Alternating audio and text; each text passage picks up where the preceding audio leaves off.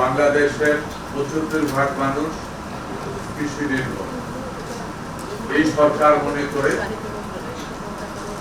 আমি ব্যক্তিগতভাবে মনে করি, আমি মনে প্রাণে বিশ্বাস করি, আপনারা মনে করেন, আপনারা বিশ্বাস করেন,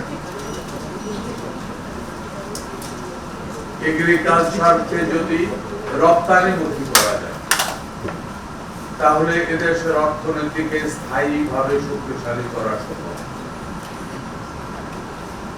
এই সরকারের প্রধান উদ্দেশ্য এগ্রিকালচারকে রপ্তানিমুখী করা।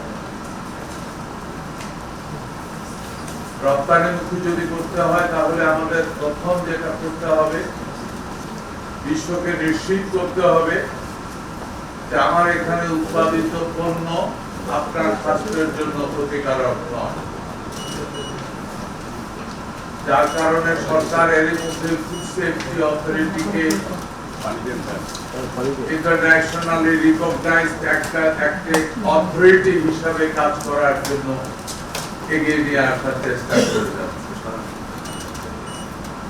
কথাটা হয়তো অফ দ্য রেকর্ড বলছি আমি, এই ফুড সেফটি অথরিটি একদিন বাংলাদেশের রপ্তানি বাণিজ্য বা কৃষি বাণিজ্যের জন্য মূল মেরুদণ্ড হিসেবে কাজ করবে।